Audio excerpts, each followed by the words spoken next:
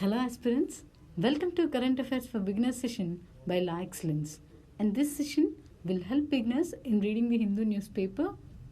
A small correction, please look at this question which is discussed in yesterday's video.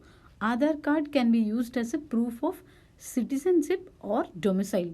If the statement given here is a proof of identity, then it is correct, but if the statement consists of citizenship or domicile, the statement is wrong.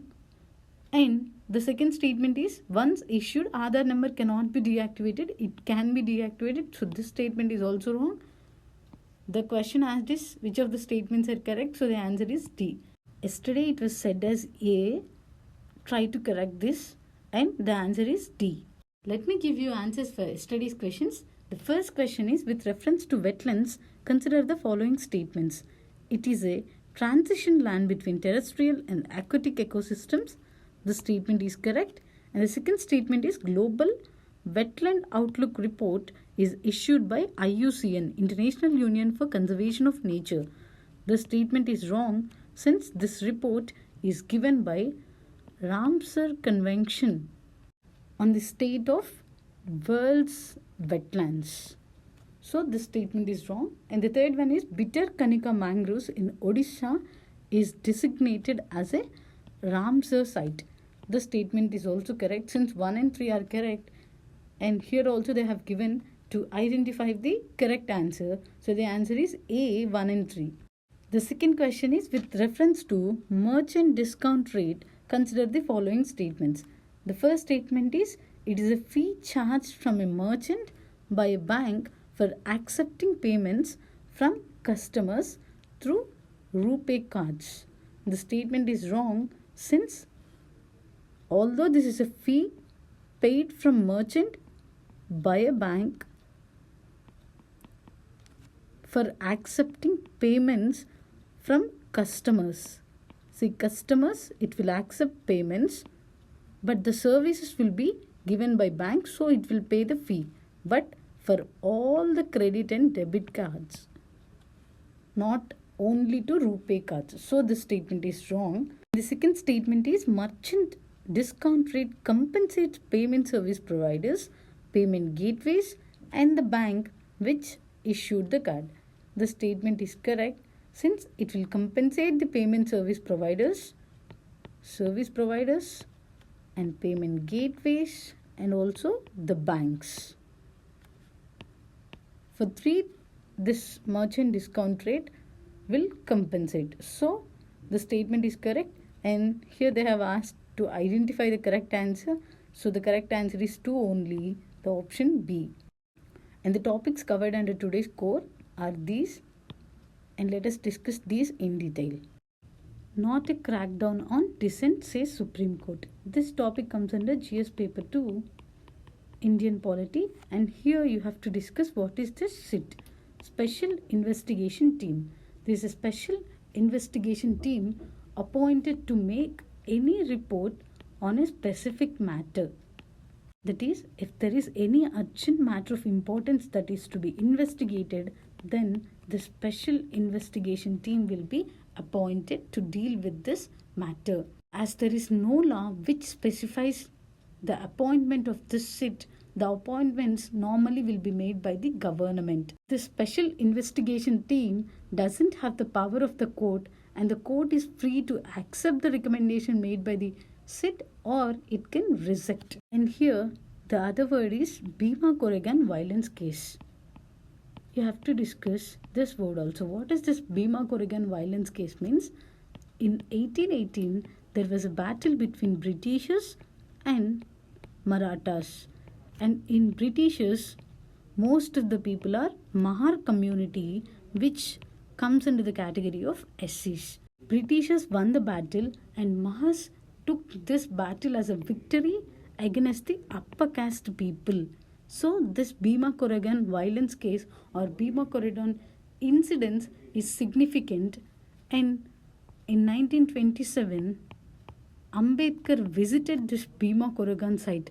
Basically this Bhimakoregoan is a village, and in this village this incident happened, and Ambedkar in 1927 has visited this village and thus it gained the significance, and this year 2018, 200 years completed. So on this occasion there was some violence in that village, and this article is regarding that violence. From historic point of view, remember this Bhimakoregoan incident and the battle between Britishers and Marathas.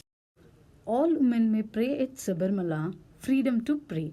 This topic comes under GS paper 1, Indian society, and also GS paper 2, Indian polity and constitution.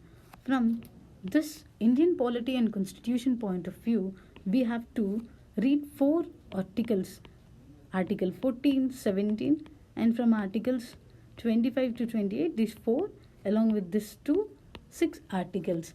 What is this article 14? Right to equality.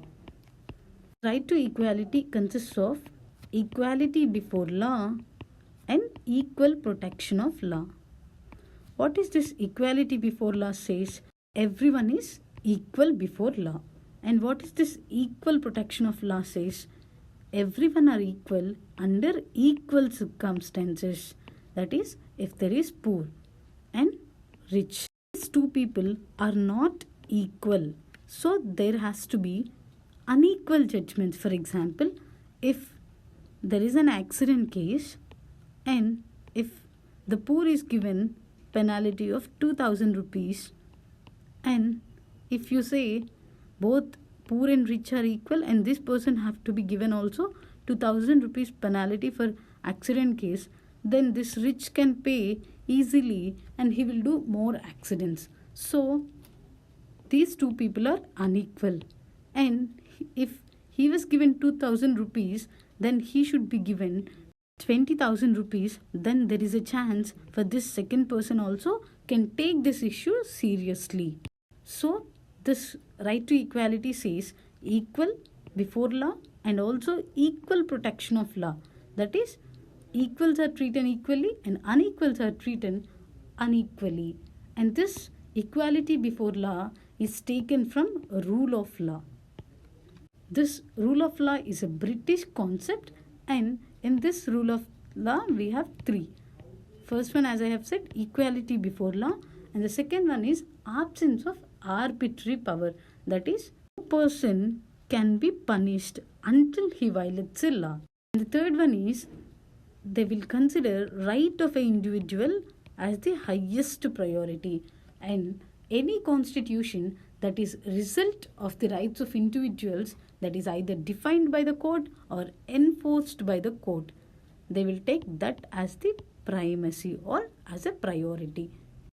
Equality before law, and no person can be punished until he breach any law, and the primacy of rights of individual consists rule of law, and first 2 is there in our Indian constitutional, which we have taken from British constitution.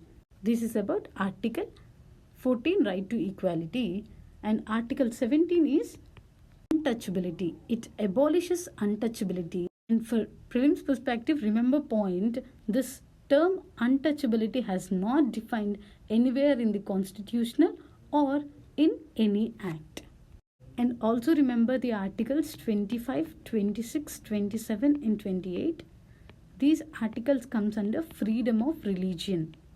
Every individual has the right to freedom of conscience, profess, practice and propagate any religion according to these 4 articles. But remember, from prelims point of view, what to know is these articles are, these rights are available to all the persons, for citizens and also to non-citizens in the country. 12 satellite tagged vultures taking wing from Nepal.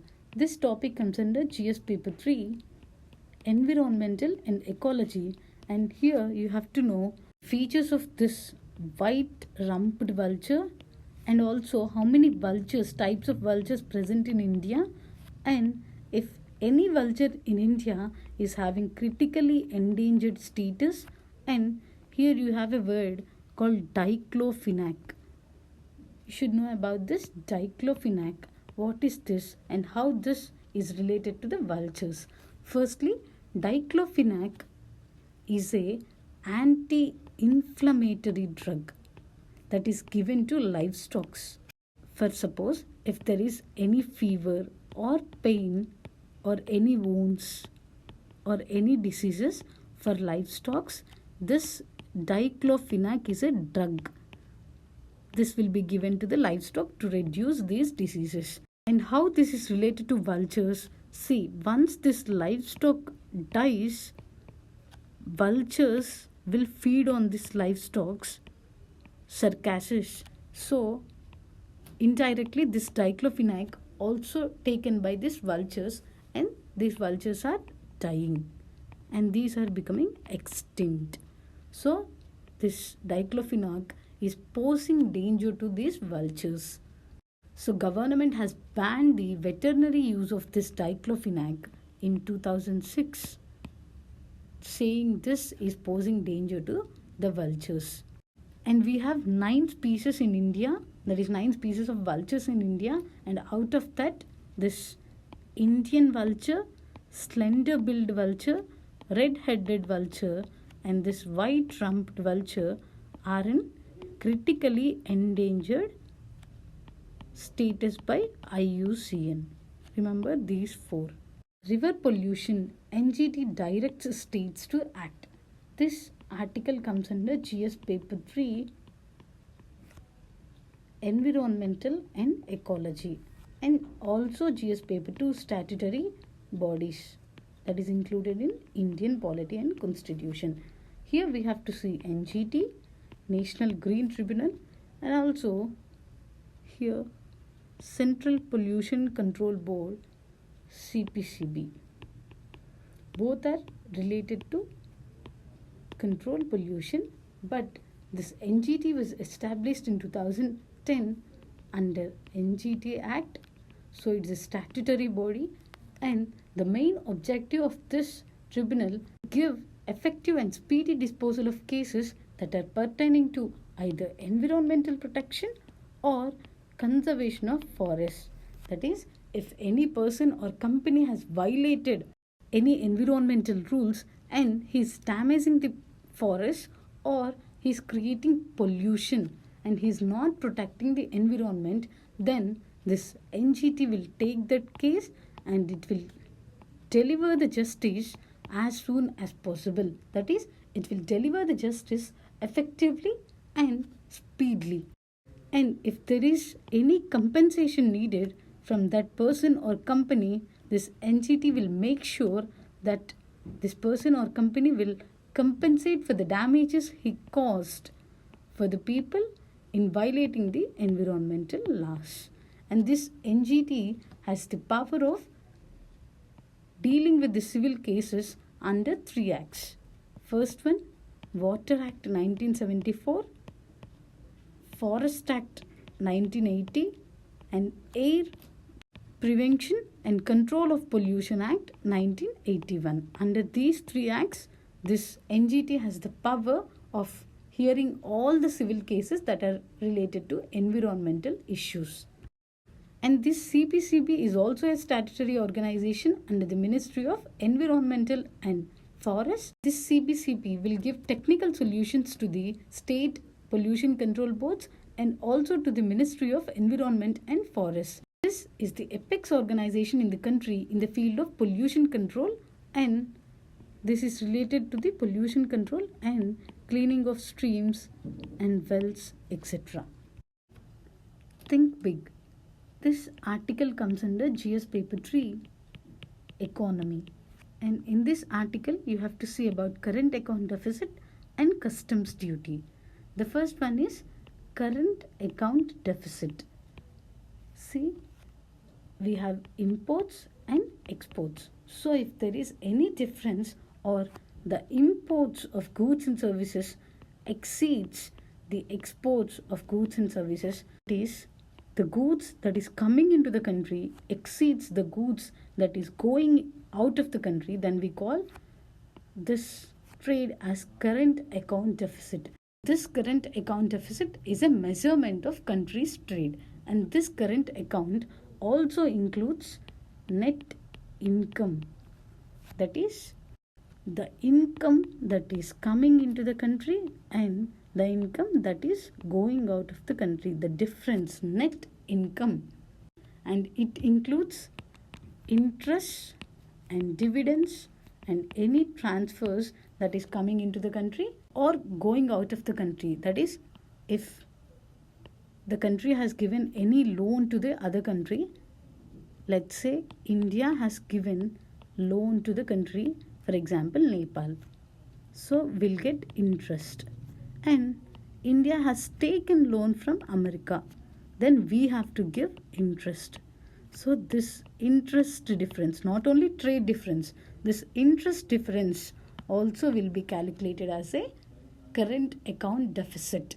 And this current account deficit, apart from interest, dividends and transfers, it also includes foreign aid and any foreign transactions. Similar example, if India has given any foreign aid to Nepal or Bhutan, and India has taken any foreign aid from international organizations, for example World Trade Organization or World Bank, this foreign aid difference also we call, or we consider this in this current account deficit. So current account deficit is the difference between imports and exports, and along with this any net income differences like differences in income, dividends, transfers, and along with this we calculate foreign aid and foreign transactions also. And the next one we have to discuss is customs duty. What is this customs duty? This is a tax imposed on imports and exports of goods. For example, if India is importing some goods and services from country, for example China, and on this goods and services we impose some tax, we call this tax as customs duty. The proof are left to themselves. This topic comes under GS paper 2, Indian polity, and in this you have to see UIDAI and the public distribution system, and also this National Food Security Act 2013. The first one is Unique Identification Authority of India. This Unique Identification Authority of India is a nodal statutory organization that is behind Aadhaar, a 12-digit number. And this was granted statutory status by Aadhaar Act 2016. And what is this Aadhaar Act 2016 and what is this Aadhaar? This Aadhaar is used by the state and central governments for giving any subsidies or benefits or any services to the targeted people. For example, LPG subsidy. See, before the government used to give directly the money to the persons, but now by using Aadhaar number and by linking the bank accounts with this number, it was transferring to the banks, or by using this Aadhaar it can give directly. Difference is authenticity. Before Aadhaar, so many duplicate beneficiaries are there. Now after coming of this Aadhaar, these duplicate beneficiaries are decreasing. So authenticity is increasing with this Aadhaar. So to improve the authenticity and transparency, this Aadhaar was introduced, and to organize all this system which are related to Aadhaar, this body was created. And the second word is public distribution system. This is the India's food security system established by Government of India, and this comes under the purview of Ministry of Consumer Affairs, Food and Public Distribution. And what this public distribution system will do, this will distribute the subsidized food and non-food items to Indian poor. For example, 1 kg rice is around 20 to 25 rupees, but through this public distribution system, the 1 kg rice is given at 2 rupees or 1 rupee. This we call as subsidization. So under this scheme, the subsidized food and non-food items like kerosene, they'll be given for the poor. And the central and state governments both have the responsibility in regulating this PDS. Central government has the responsibility for procurement, storage, transportation and bulk allocation of food grains. That is, it will procure from farmers, it will store this, and it will transport, that is, it will store in a place, and from there it have to distribute to other states. So that transportation responsibility is also with the central government. And bulk allocation of this food grains, that is, after transporting to particular state, in this state there will be fair price shops. For this fair price shops, there will be bulk allocation. This also with the central government. But state government has the responsibility of distributing from these fair price shops to the customers or beneficiaries. This responsibility with the state government. We call this fair price shops as ration shops. You might have been known this. So the work of distribution from ration shops to beneficiaries is with state government, and rest all the responsibilities with the central government. And the third one we have to discuss is National Food Security Act 2013. This PDS, along with midday meals scheme, this scheme will provide afternoon meals to the children, and along with integrated child development scheme. These three comes under this National Food Security Act 2013. This scheme main aim is to provide subsidized food grains to the population, and under this scheme around 2/3 of India's population will be covered. That is 75% of rural population will cover under this scheme, and 50% of urban population will be covered under this scheme. Under this scheme, as I have said, grains like wheat, rice and any millets will be given at subsidized prices like 3 rupees, 2 rupees and 1 rupee. And pregnant women and lactating mothers and children are entitled to get meals under the prescribed nutrition by this midday meal schemes and ICDS scheme. By midday meal scheme, the children will get, and integrated child development services, this pregnant women and lactating mothers will get the subsidized meals. Food security not only means giving or making the food available to the people to avoid or to eliminate the hunger. Not only food, nutritious food is the main aim of this food security.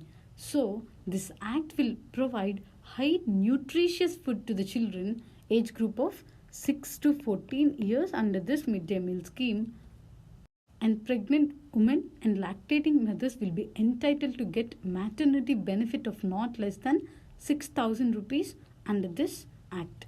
Dumping an archaic law. This topic comes under GS paper 2 polity or GS paper 1 Indian society.